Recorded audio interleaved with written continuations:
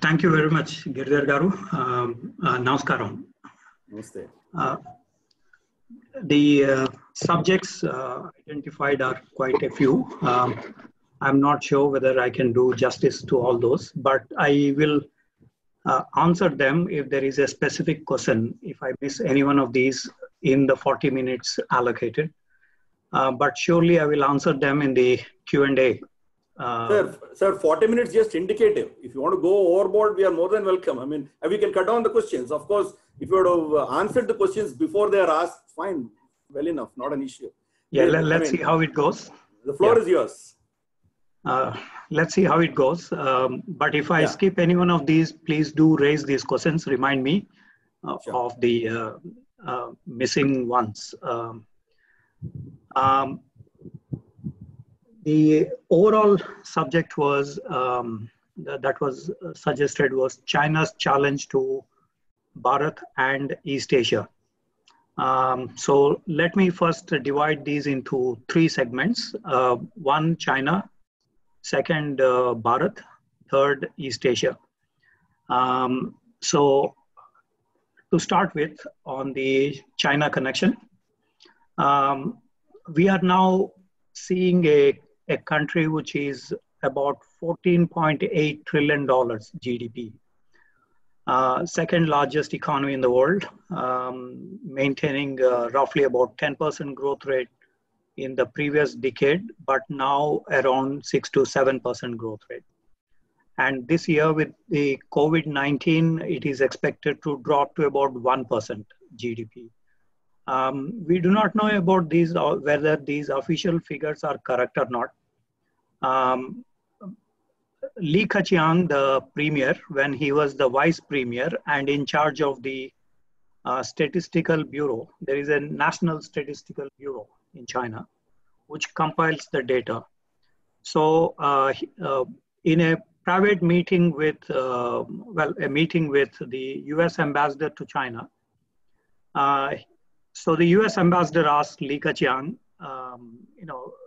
please tell us about the data. And Li Keqiang tells him, don't believe in Chinese data, except for three aspects. One is energy consumption.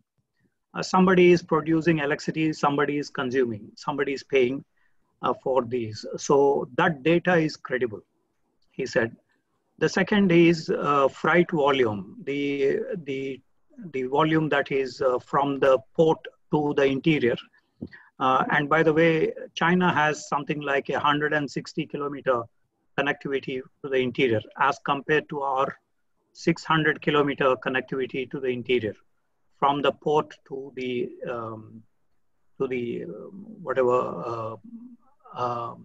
markets, etc. So freight volume is somebody is exporting something, somebody is importing something. So this freight volume is credible, he said. The third is bank loans. Somebody is taking money from the banks. Most of these are actually public-owned banks, that is state-owned banks. There are about 4 private banks in China, but many are actually seeing a lot of trouble. Like in our case, they also have the NPAs, non-performing assets. In fact, they don't give you exact figures, but there will be 1,000 Vijay Malias or probably even more, because information is not available in the public domain. There is a whole book written on this by Gordon Chang on the coming collapse of China, based just on the banking sector and their non-performing assets. Anyway, so he mentioned about these 3 indicators. So it became Li Keqiang indicator in order to understand the economy. And in WikiLeaks, you can find this cable where he mentions all this. So we don't know exactly whether China is growing at 6% or will grow at 1% this year because of the COVID-19.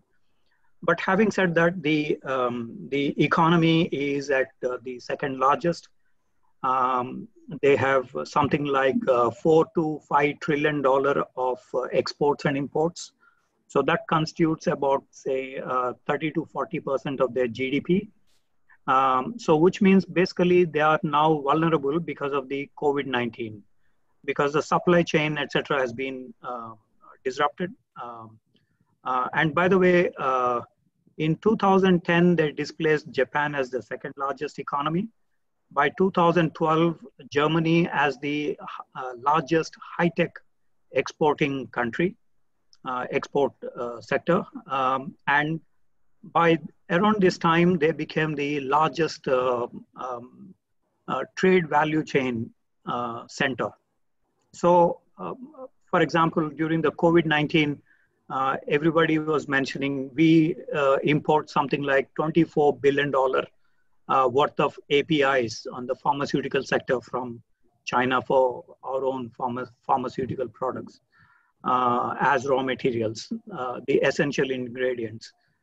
So that is the kind of value chain that China built up, which means we will see disruptions in trade, disruptions in technology, disruption in trade value chain this year substantially in a range of products, in a range of markets. Not just India, but everybody is going to suffer with this COVID-19 fallout on the economy. So China more because there is a study by Chinese Academy of Social Sciences, which is a party organization, Communist Party organization. They said that for every 1% decline in growth rate, there will be about 8 million jobless. And China maintained 14% growth rate in 1994 and about 10.8% in 2010. And currently about 6.1% growth rate. Official figures, we do not know exactly again the exact figures. So from 10% to average to about 6% average. So that means a decline of 4%. That means a decline, a generation of nearly 40 to 50 million unemployed. And in China, Egypt used to be the largest in terms of public demonstrations after the Tahrir Square incident. And India is number 2 for the demonstrations. We have bunds all across. And it's a kind of festival in India to have so many bunds for this reason or that other reason, which basically scares away any investor in investing in India. In the case of China, this has become the 3rd largest in terms of demonstrations as well. And 50 to 53% of these demonstrations are based on basically the social welfare benefits being withdrawn, like pensions, like electricity charges, home electricity charges being increased based on market economy, or tuition fees is increased in the universities. By the way, I teach in JNU, and the tuition fees in JNU or in probably in other universities is 280 rupees per semester. And in China, this is 6,000 rupees a semester. So that's the socialism, capitalism, how it is working in both the countries.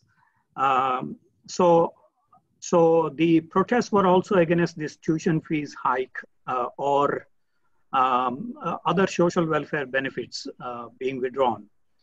52 such percentage of such protests. And last year, there were something like 326,000 protests in China, according to a study by Tsinghua University. Tsinghua University, by the way, generates a lot of Politburo standing committee members. That is the highest level leadership in China, including Xi Jinping, the current president and general secretary of the party. He graduated from Tsinghua University. So the protests were about 5,000 in 1991 and increasing now to about 326,000 protests. So which suggests that because of Gini coefficient increase, India's Gini coefficient is estimated at around 0.34, while that of China is 0.56 on a 0 to 1 scale, which means if you reach 1, you're on a breaking point. The law and order situation is going to break up. So Gini coefficient, although methodologies differ on what basis China or India formulate, but that's a different matter. So in other words, society is on a tipping point in China. So the promise that the Communist Party made in Tiananmen Square incident in 1989 is, we will generate prosperity, keep quiet, don't ask any questions with the Communist Party's rule, don't question the Communist Party legitimacy. So that was the deal between the Communist Party and the people. But now the economic prospects are kind of reducing. So that is where the whole challenge comes for East Asia and for India. So this is the context that I wanted to highlight. First, there is economic decline in China, relative decline. Even if you're growing at say 5 to 6% or even at 1% of a GDP of $14 trillion, you're still maintaining a huge lead across, probably providing more goods and services than India does at $3 trillion. But the Communist Party is not satisfied because of the reasons that I just mentioned. So out of this, the manufacturing sector's role was about something like 60% before in the 12th five-year plan. Now they have reduced that to about 40%, according to Premier Li Keqiang's statement in the National People's Congress, their parliament, which by the way was postponed due to this current COVID-19 this March. It was supposed to be held, but it was postponed. So the manufacturing sector's role has been decreased deliberately, and they're doing a domestic economic restructure in which they wanted to elevate the service sector, e-commerce and other areas. And then they want to reduce the exports of goods, because after the global financial crisis, the generally consumption levels have fallen in Europe and US and in Japan and South Korea, which are the largest markets for China. For instance, EU trade with China is about $530 billion. And US-China trade is about $580 billion. China-South Korea trade about $300 billion. And China-Japan trade is about $330 billion. China-ASEAN trade is about, say, $500 billion, roughly, last year. All this now gets affected with the COVID-19. So the deliberate domestic restructuring of the economy took place with number one, reducing the exports and increasing domestic consumption in China. So that is the effort. We don't know whether they will succeed, but that is the e-commerce platforms like Alibaba, Tencent, they have all grown up into multi-billion dollar entities, trillion-dollar entities. And so that is, so 2-3 things have happened in the last few years. One is the Chinese began investing abroad. Some $2 trillion investments are made. Where did they make? They made it in US, EU, other countries. In India, just about $8 billion investment so far in the last 16, 17 years. So if you're expecting China to open its money bags to India, I think we are dreaming about it. So $8 billion, this figure is given by the official Chinese statistics. So let's believe that figure of $8 billion. So $2 trillion investment abroad, mostly in the energy sector before, but increasingly in real estate, mergers and acquisitions, automobile industry, or even in e-commerce forms. So $2 trillion investment, number one. Number two is some 36,000 state-owned enterprises have gone abroad for investments. They're working in these places. State-owned enterprises are like our PSUs, public sector units. So 36,000 companies would mean you have a whole lot of establishment. Some of you may have heard about this news in Sierra Leone or somewhere, where the China Steel, which is a state-owned enterprise, the whole leadership was killed by the terrorists in a law and order kind of shootout in that place. So basically, what I was trying to say is the security of these state-owned enterprises now became a problematic. The third feature that became important is last year, China exported, not exported, but about 160 million people went abroad as tourists. For India, we received about 2 lakh tourists from China, although we had some 20 lakh tourists going to China. So even in the tourism sector, we are not a favorable destination. Not because of infrastructure or anything, but because of the bilateral relations. So this is, the reason why I mentioned these 3 statistics is that China uses this as a weapon in many ways. So this is an important thing that we need to remember. For example, tourism. When South Korea deployed the Terminal High Altitude Air Defense System, the Chinese demonstrated against the Lotte Group. Lotte Group allowed the THAAD system of the US to be deployed in one of its golf course ranges in south of South Korea. So they were taking a revenge against the Lotte Group, and demonstrations began. And the tourism to Jeju Island, which predominantly are Chinese, suddenly plummeted to almost zero after the THAAD deployment in South Korea. Likewise, when Taiwanese President Tsai Ing-wen won the elections in 2016, first time, and second time this January, the tourism, which was about 3 to 4 million people to Taiwan, also plummeted, and it did contribute substantially to the Taiwanese GDP.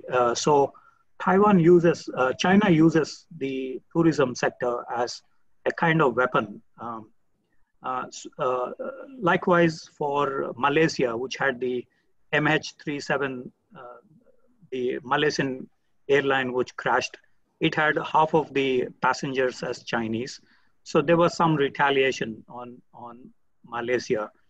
Again, there is the, you may have heard about former French President Sarkozy met with the Dalai Lama during the Beijing Olympics, and there were demonstrations against the Carrefour super chain market, the French market chain, and it resulted in a lot of hardships for the French commercial interests. So these are the ones we need to remember when we say these. But it also has the other side, which is the 19th Party Congress in October 2017. It mentioned that they want to raise a world-class military by 2050.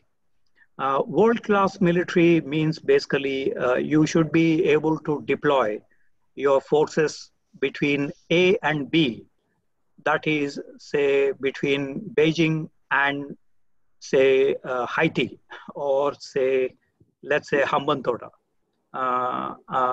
You have to be able to deploy in about 6 hours' time, wherever on earth. That is the world-class military, which only the US has. The United States Navy SEALs have.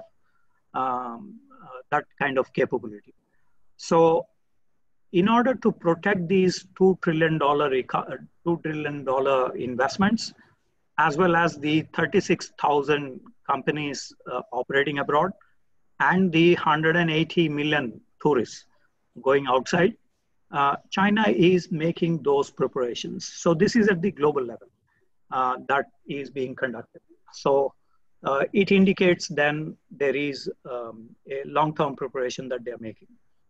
The other aspect is China invested about $10.54 trillion in the infrastructure projects, roads, high-speed railways, fiber optics, airfields, shipyards, or other forms of infrastructure. Whereas we are planning to invest $1 trillion in the infrastructure in the next 4 years' time, according to the BJP manifesto in the previous elections. So this is the scale that China has, 10 trillion already invested in infrastructure. So the infrastructure, much of this came from Japan, South Korea, Taiwan, Singapore, those newly industrialized economies. For example, Japan invested $300 billion in China, about $200 billion by South Korea. And then Taiwan invested about $280 billion in China. While China and Taiwan are fighting, Taiwan still invests $280 billion in mainland China. Likewise, Singapore in Suzhou Electronic Park or other countries which have invested heavily in the infrastructure projects. So China saw East Asia as an opportunity and attracted these, even though they have enmity with many of these countries. Taiwan, for example, they were able to reshape the dynamics and approach these, invest this, invite them, and make them stakeholders in China Rise. So much so, today the Japanese cannot move, the Koreans cannot move, the Taiwanese cannot move from China market. It's a double-edged sword. So it is, you may have heard about Japan trying to remove these industries with $2.2 billion funding, right? Yesterday, you may have. Yeah. But Japan has 90,000 companies working in China. 2 billion makes no sense for removing these 90,000 companies in China. I mean, this figure is of no major consequence. And Japan has 1,300 companies in India. So you look at where exactly is the strategic partnership working: China, Japan, Japan, India. So that is the scale of, and Japanese investment in India is $16 billion. Of course, they plan to invest in the DMIC project in Ahmedabad to Mumbai high-speed railway, so on and so forth. But at the moment, just about $16, $17 billion investment. The reason why I'm saying is that these are important factors to look at the East Asian context. East Asia is the most materially developed region in Asia. And hence, to start East Asia is important for our discussion here. But before that, I would like to say the 19th Party Congress resolutions. Because in China, for the next 5 years, the Party Congress dictates what should be your policy. Every walk of life has to be influenced by the Party Congress resolution.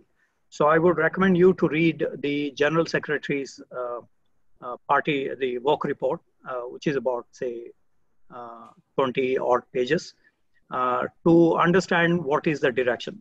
So I will just put across a few bullet points here.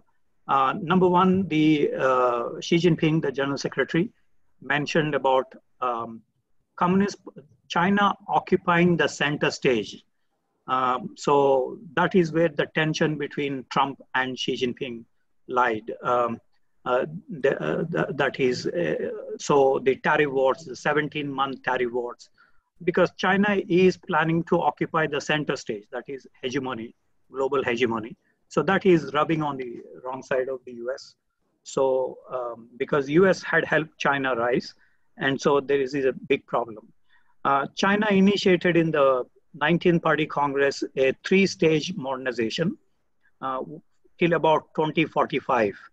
Well-off society of roughly the European standards of per capita income, and well-off society with socialism by 2035, and socialist modernization by 2045.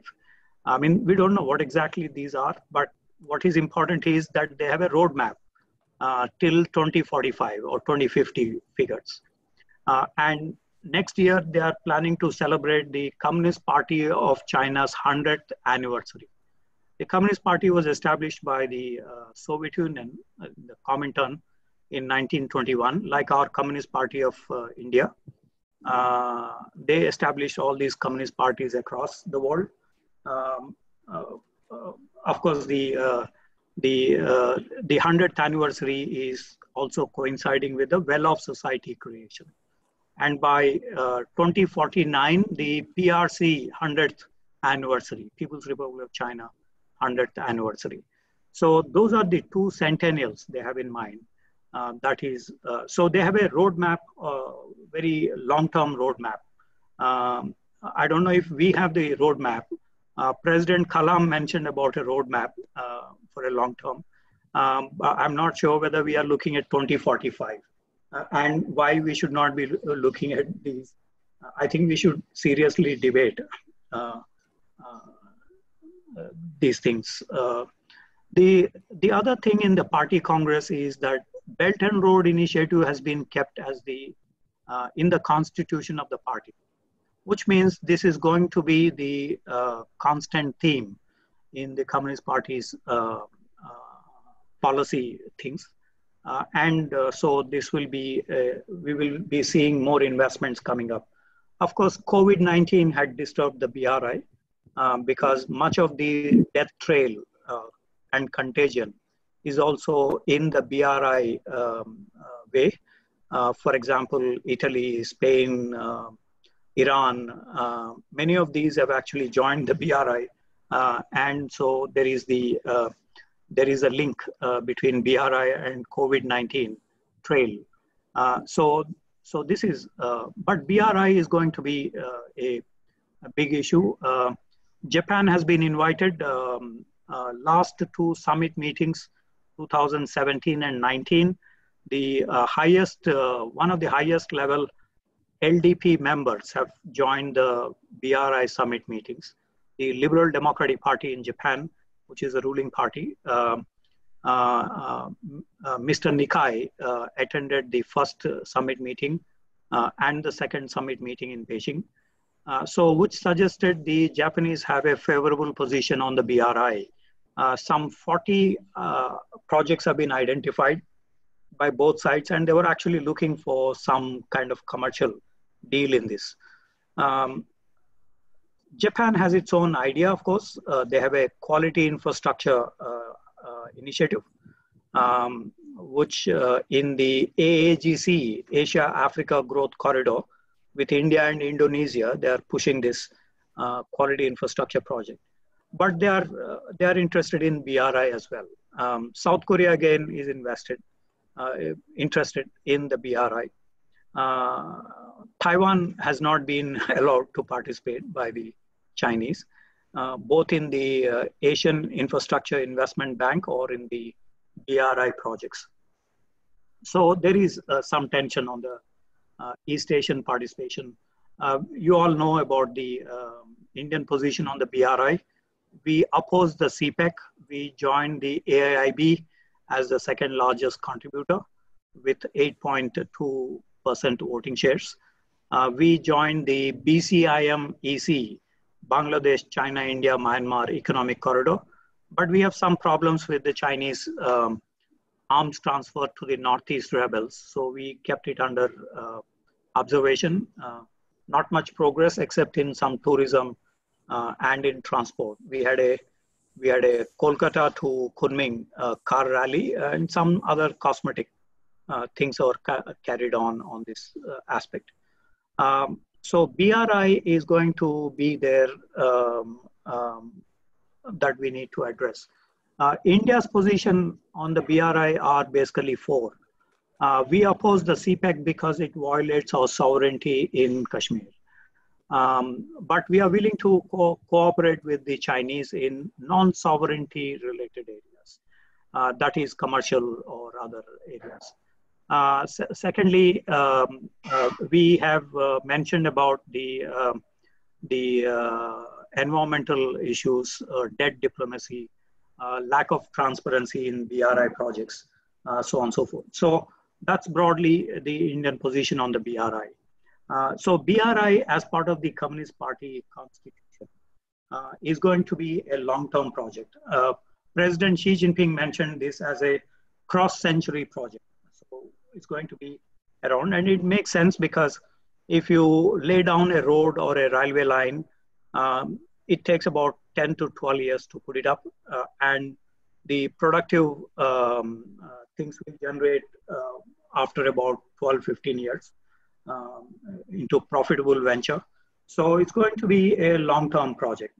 So we have to have some position on the BRI in the coming years. The other thing in the Communist Party is community of shared destiny. Chinese have been mentioning about this recently, and this is some kind of alliance that they are promoting. Community of shared destiny. No one is able to translate what exactly is behind this. Chinese use all these terms, which is very rosy, and once you join, you had it. So one has to be very careful, ask the Chinese what exactly is this. Community of shared destiny is every nation has a shared destiny. So it is something close to a military alliance, although they don't say this openly. So that is, they mentioned new type of international relations. They mentioned about a global governance role. And they mentioned about the multipolarity rapidly accelerating in this work report in 19th Party Congress. And that's where we are working with the Chinese in the BRICS and in Russia, India, China, trilateral, or in other, United Nations on counterterrorism or on other aspects. So there is a mention about the multipolarity, which we picked it up because there is something that we can work with the Chinese in the IMF voting rights increase, which we have increased, which we got an increase in our voting rights in the IMF. So that's where we work with the President Xi Jinping also mentioned in the work report about the 6 no's, number of no's 6 times. No person, no organization, no institution, and there are some 6 no's like this, can divide any part of China from China. That is the gist of this. So initially this is applied to Taiwan, but increasingly also to South China Sea, where they have a huge dispute with the Vietnamese, Filipinos, Brunei, Malaysia, and increasingly now Indonesia has also been affected.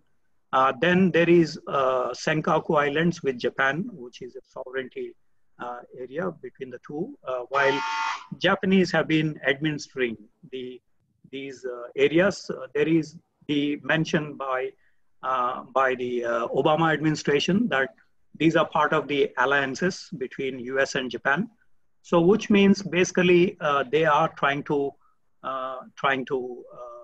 include the Senkaku Islands within the US-Japan ambit.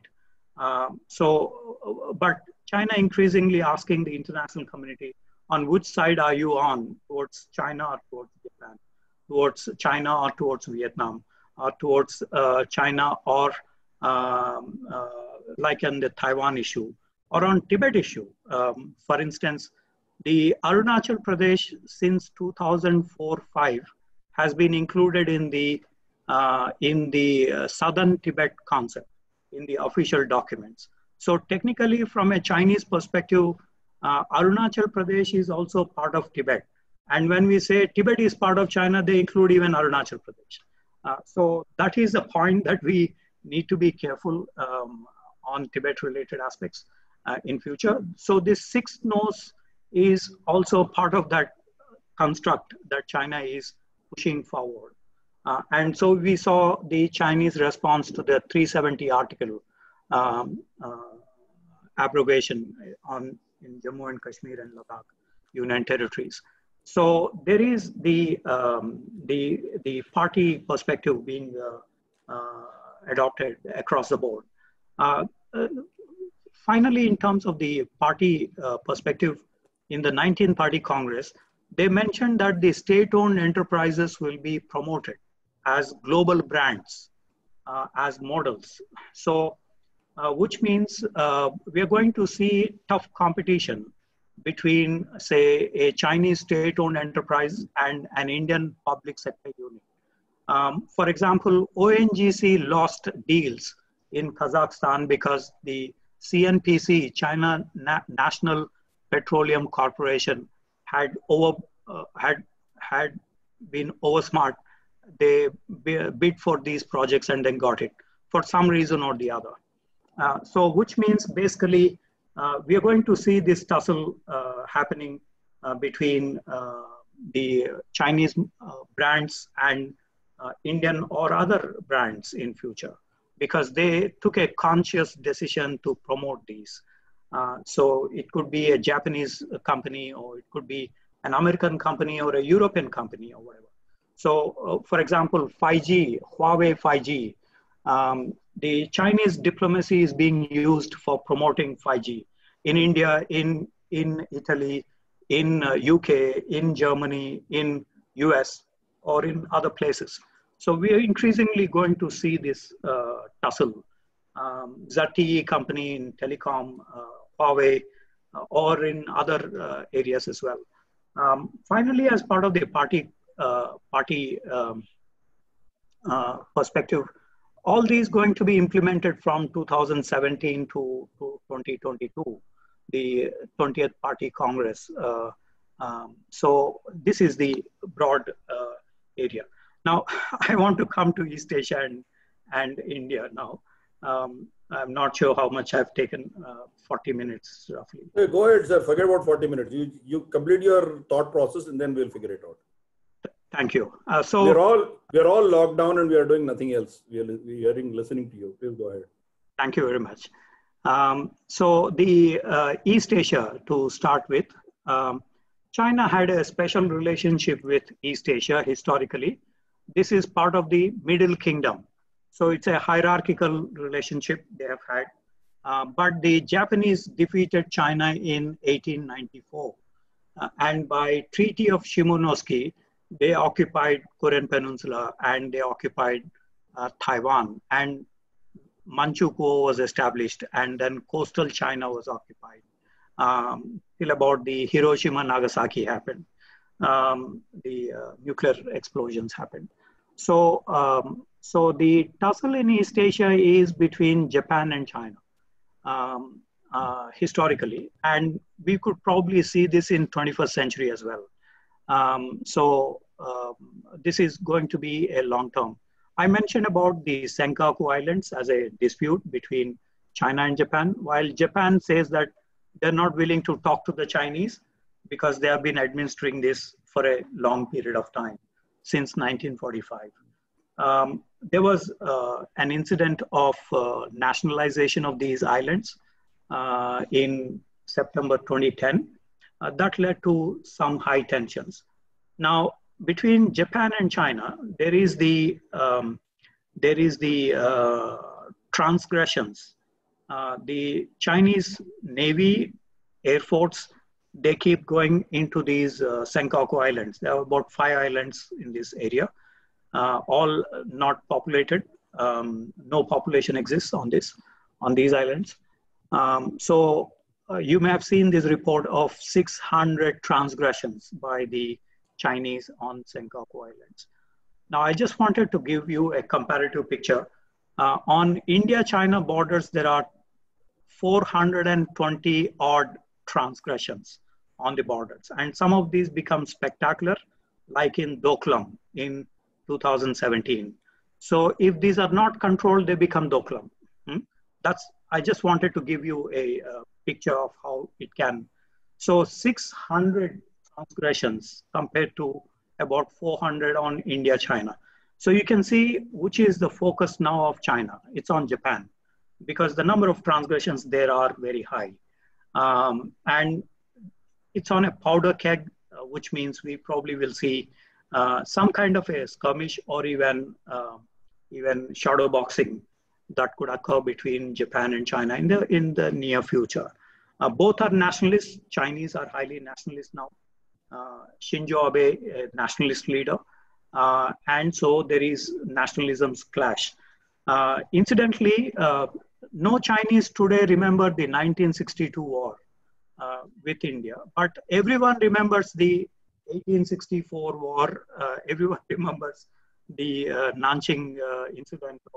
So it's basically the victim mentality in China. And the Communist Party consciously generates anti-Japanese feelings in China. So this is one driver, which is constant.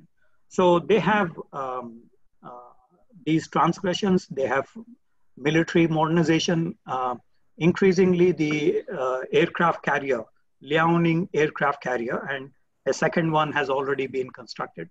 Shantung has been constructed.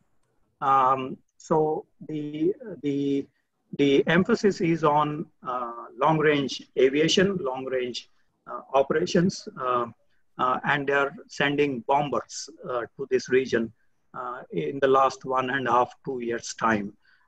Frequently, they are sending these. Then you have also the competition for energy resources in Chunxiao Islands and in the EEZs that have been exclusive economic zones that have been set up. So Japan-China relations commercially fine at the moment, yet militarily, security-wise, this is a huge risk factor in East Asia. The second region is South Korea. There is a term called Hanliu in South Korea, basically means China fever. So everyone wants to go to China for business, study in China, invest in China. So that's the China fever that gripped. So much so, the former president of South Korea, President Park, she's now in jail for some charges. She used to call Xi Jinping as elder brother. That's the kind of status that they have given to China. But all this is now going away because of the THAAD deployment, because of US-South Korea military relations, because of North Korean issue, and so on. South Korea had a peace treaty with North Korea, and Kim Jong-un, the North Korean leader, had crossed the DMZ, demilitarized zone. So there is a modicum of stability in the DMZ areas. And South Korea thinks that Chinese will be an honest broker in the North-South related. But China wants reunification with Hong Kong, Macau, Taiwan, or other areas, but it doesn't want Korean unification. Because if Korea's unify, it would be a nuclear entity, it would be an economic and technological giant. So they don't want anybody who is, powerful in their neighborhood with nuclear weapons and the others. Incidentally, the Chinese are also against Mongolian unification. China wants unification with Taiwan, but they don't allow the Inner Mongolia and Outer Mongolia to unify. So this is a very strange thing in the Chinese thinking process. We want reunification, but you don't allow. Likewise, if India has the Akhand Bharat, China also kind of blockades any such idea by supplying nuclear weapons to Pakistan or whatever. and recently on Kashmir related by bringing these into the United Nations Security Council thrice. South Korea has been moving economically, but there is the southbound policy they announced towards Southeast Asia and South Asia. So they are shifting because of, as I mentioned before, the Lotte group has been targeted. Commercial firms have been targeted in the third deployment prospect of the South Korean industries in China. So many of these are moving away, like the Japanese want to move away, which is a tall order, but still that is one which is they want to. North Korea, on July 11th, 1961, North Korea entered into a military alliance with China. Now, the military alliance has not been abrogated. Nobody talks about this now because they find it uncomfortable in the light of the nuclear factor. But the alliance is not broken between North Korea and China. And so this is, you can also see the significance that Kim Jong-un visited 4 times China in order to discuss what he's going to discuss with Trump in Singapore and Hanoi summit meetings. So they coordinate, China, North Korea coordinate in many areas. And we do not know how North Korea acquired the nuclear ballistic missiles and so on. I mean, we are struggling, India is struggling to get Agni 5 deployed. This is a highly sophisticated technology. We are struggling for the BMD, ballistic missile defense. DRDO is making so much effort. We have the 3rd largest scientific manpower in the world after US and Russia. Still, we are struggling with these critical technologies, nuclear ballistic missile. But North Korea completely shut off from the globalization, still was able to come up with these without any assistance from outside. That appears to be very doubtful. So where it came, we do not know. And all point to Soviet Union before and to China, although there is no information in this regard. So basically then we see that this is a factor which, but I want to cite a Sun Tzu, an ancient Chinese military strategic thinker. Sun Tzu argued that if an enemy is focusing on some area, make sure that the enemy focuses on that area, not on you.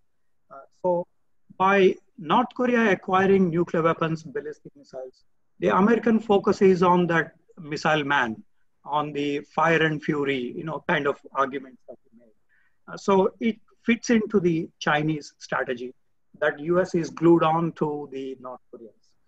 So it makes sense from an ancient strategy. The other in East Asia is Taiwan.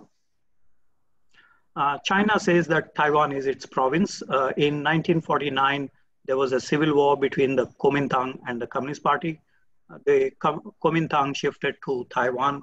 And then you have now a DPP government, Democratic Progressive Party government in Taiwan. The DPP constitution mentions about independence, but they have not done anything specifically in terms of the independence movement. But that's a concern China has expressed on the Taiwanese independence. Of course, in the recent times, we have seen the Trump administration passing the Taiwan Travel Act, providing international space for Taiwan. The WHO controversy we have seen, World Health Organization related. Mr. Tedros gave an explicit comment on Taiwan. Then you have also the ARIA, the Asia Reassurance Initiative Act, whereby Trump administration wants to enhance military supplies to Asian countries, including to Taiwan, and so on and so forth. So Taiwan is still a problematic for the reunification process. The Taiwanese proposal in the secret meetings between them is, the precondition is People's Republic of China should drop the word P for reunification. So it becomes a Republic of China for any future reunification. Secondly, the Chinese proposed that the Taiwanese president will become the vice president of the reunified China. But Taiwanese president has no interest to become vice president because vice president post in China is a titular position. It's a rubber stamp kind of a position. So the Taiwanese president is not interested in becoming the vice president of the Republic of China or reunified China. So there is so much kind of to and fro. And the current leadership also rejected the 1992 consensus between the Kuomintang and the Communist Party because the Kuomintang now is in the opposition in Taiwan. So Taiwan related still is a major flashpoint that we could probably see. But Taiwan has the COVID-19 advantage. It has been seeking international collaboration. It is now donating masks, PPEs, and whatever. They have been able to counter the COVID-19 and smash the argument that authoritarian governments need not be efficient. Democracies can be efficient in addressing the COVID-19. So South Korea, Japan, Taiwan, democracies, they have come away from this argument that only authoritarian governments can address the COVID-19. So we have a model there in terms of these East Asian. There is an ancient strategy in China, which is Yuan Qiao Qin Kung. Basically, it means that befriend the distant to counter the near. So China, following this strategy, was befriending the US, assuming the US would become close to China, which it became as part of the Henry Kissinger policy of engagement till Obama administration. But Trump is a different person, so he is not accepting these. And then the Chinese have also gone beyond by saying we will occupy the center stage. So there is a tussle now between US and China. So befriending the far to counter the near, that ancient strategy they adopted for about 30, 40 years, but this is now under crisis situation.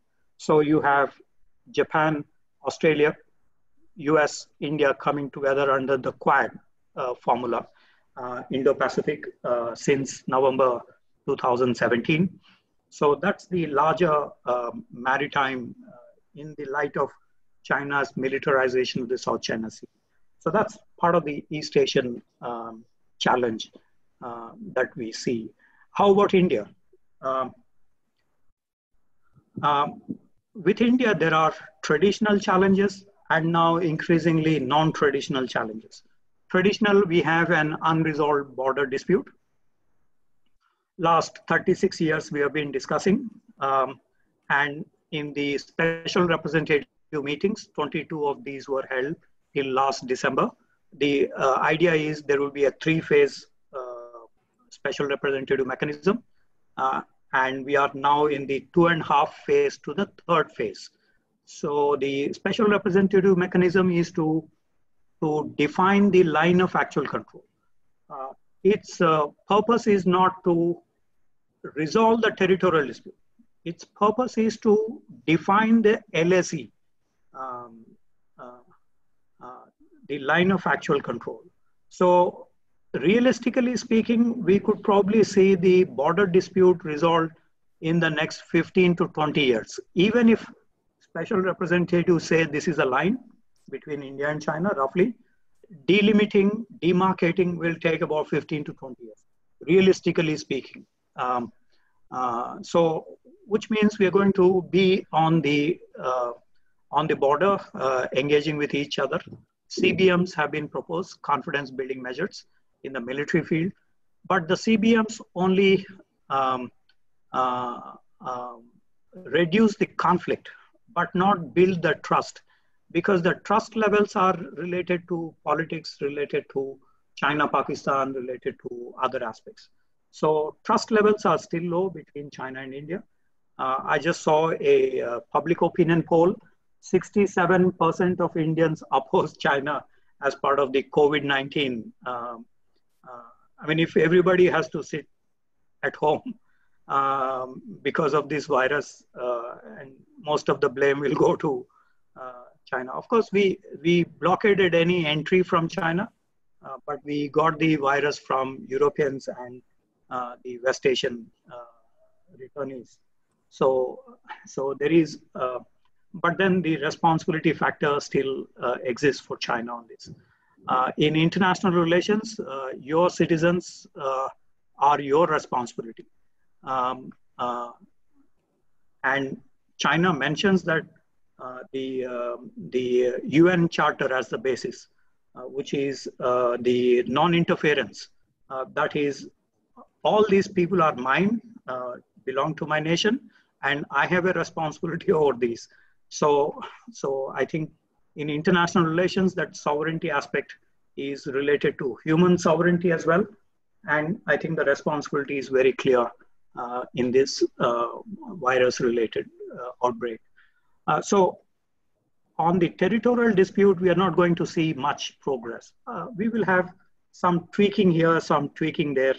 The Chinese ambassador suggested the early harvest, but that is not going to work because that violates the sector by sector approach as a package deal. In 1980s, that was the idea for territorial dispute resolution. So realistically speaking, we are not going to see any major announcement on the territorial dispute. So we got to live with this. So which means Doklam kind of a thing probably will recur in future. So we got to be prepared for this in medium to long term, short to medium term. So that is one. The second is China-Pakistan, and this has been elevated with nuclear weapons, with ballistic missiles. There is a North Korean connection as well. In Kandla, Indian Coast Guard had captured a North Korean way back in 1990s. I don't remember the dates, but so there is a WMD cooperation. The Chinese are also supplying advanced interceptors to Pakistan to monitor our BMD preparations or missile programs. So which means this is going to be around China-Pakistan factor. And additionally, as part of the Belt and Road Initiative, China is making inroads in the rest of South Asia. Nepal, for instance, the Budh Gandak project, the railway line, there are various programs. Then you have also the Sri Lankan Hambantota. It has been taken on a 99-year lease because the Sri Lankans were not able to pay back. So the now in 19th century, after the Opium Wars, the British, the French, the Europeans, they took over one treaty port or the other. Some 18, 19 of these were taken on huge, lease. Hong Kong was taken on a 99-year lease, the new territories, Kowloon and new territories.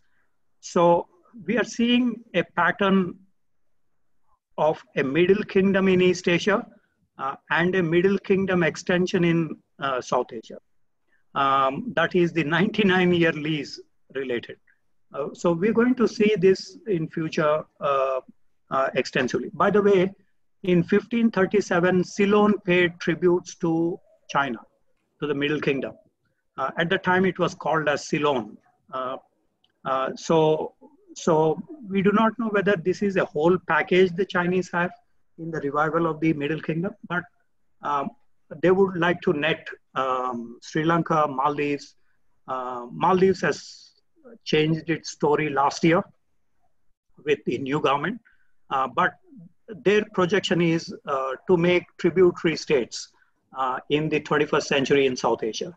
Nepal is moving in that direction. For instance, the railway line between Shigatse to Kathmandu is going to cost $56 billion. And Nepal's GDP is about $50 billion. So Nepal will not be able to pay back this $56 billion, and they will also fall into, and we do not know what kind of 99-year lease they will impose on Nepal.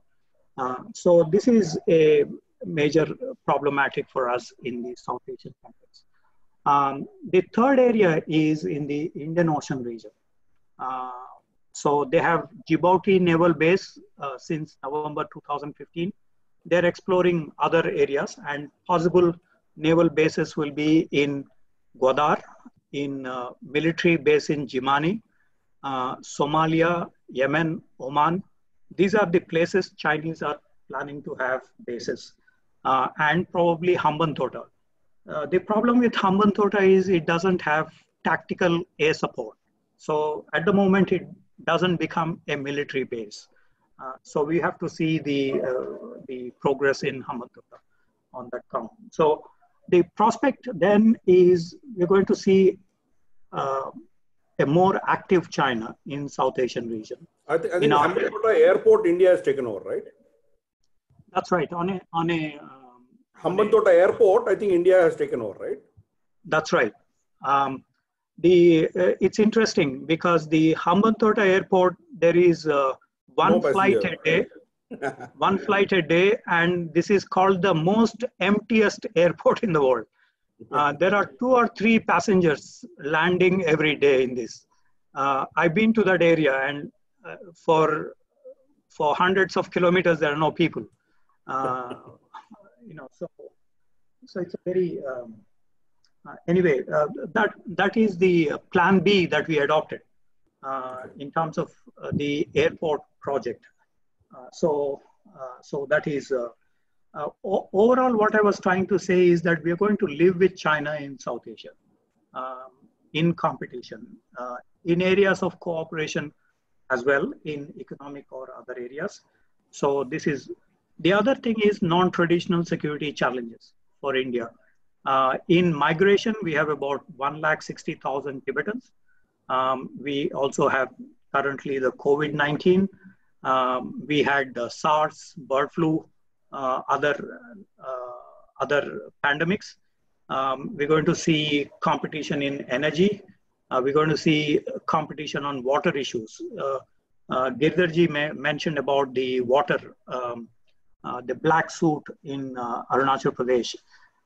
Now, in 2012 or 13, the Lok Sabha debated this issue. And Dr. Manmohan Singh, the then Prime Minister, mentioned when Yarlung Zampo becomes Brahmaputra at the Great Bend, it brings in something like 52 billion cubic meters of water. When Brahmaputra enters Bangladesh from Meghalaya, it discharges something like 220 billion cubic meters. That's roughly the figure. Every year it depends on the flows, but roughly. So what it basically means, we have in India, from Namcha Barua to Meghalaya, we have about 150, 160 billion cubic meters. So the policy adopted was, let us use this water for our own hydroelectricity and other projects. And let us be calm on the Chinese building of any river diversion or any such. At the moment, there is not much, but this is going to be a problematic, both in the west and the east. In the west, in the Indus River, and in the east on the Yarlung Zampo Brahmaputra areas. So the IMF chief once mentioned water wars will be the future wars. Of course, today the COVID-19 is the future war. So these wars keep changing in their terminology. Mr. Pranab Mukherjee, when he was the External Affairs Minister, he made a speech to the National Defense College in New Delhi. In this speech, he mentioned that China rise poses challenges for India in 3 spheres. One is in resource competition. So India and China competing in Africa, in South America, in Asia for resources. Second is in the ASAT, anti-satellite arena. A third, he mentioned something I forgot. But so we can see China rise probably in these areas, and as we discussed before, in traditional and non-traditional other areas. So roughly these are the ones. To sum up, there is also the Chinese investments coming up in India. Last 2 years, there's been about $2 to $3 billion investment. Most of these is in the fintechs. Most of this is in e-commerce sector. So we got to study carefully what are the implications of such investments and see where the challenges come from. So let me stop here. I'm willing to take any question on China. Thank you.